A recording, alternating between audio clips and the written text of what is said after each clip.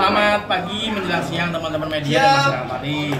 Hari ini kami tadi rapat meneruskan yang kami skorsing kemarin.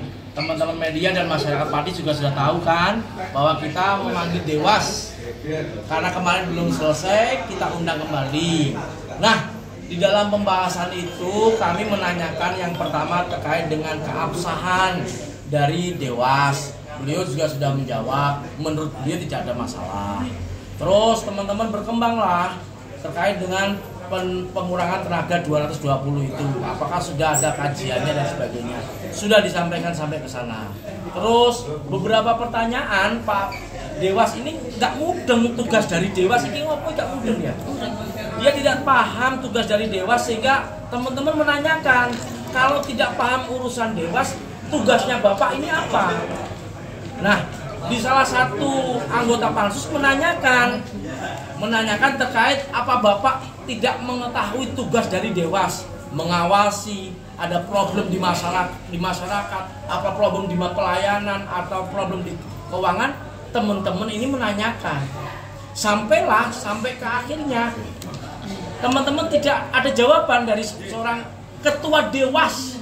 Sekali lagi ketua Dewas tidak memahami tugas dari Dewas. Siapa namanya, Pak? Nah, teman-teman harus bisa melihat bahwa setelah tidak memahami, ada yang teman tanya, Bapak tahu nggak kaitan harga telur di rumah sakit, kaitan sayur di rumah sakit, kaitan makanan di rumah sakit, ya kan? Saya nggak paham selaku ketua pansus. Saya ulang lagi, ini maksudnya apa? Ternyata dibukalah teman-teman, ternyata istri dari ketua Dewas, catat ya, istri ketua Dewas, ternyata salah satu supplier gizi di rumah sakit Suwondo. Kami kaget. Terus dia menanyakan lagi, yang ditanyakan kebijakan Pak Bupati. Betul, yang kita banyak tanyakan adalah kebijakan Pak Bupati. SK dari Dewas adalah kebijakan Pak Bupati.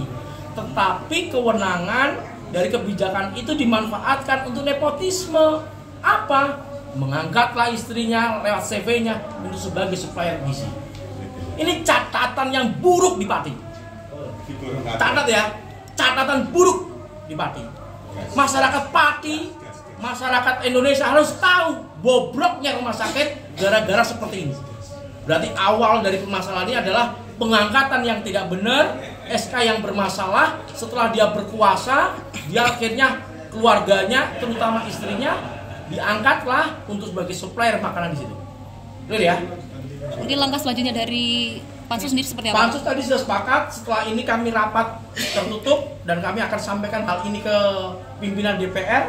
Langkah apa yang harus kami ambil nanti saya sampaikan ke teman-teman media, dan yakinlah kami akan terbuka teman masyarakat dan media bisa melihat. Dan saya yakin hari ini kejadian ini masyarakat bisa menilai dan bisa melihat bobroknya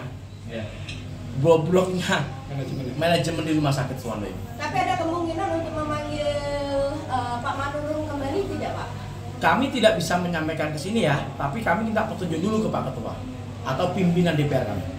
Gini? Pansus hari ini masih lanjut nanti atau? Pansus hari ini hanya itu satu agenda saja. Ya. Terima kasih Pak.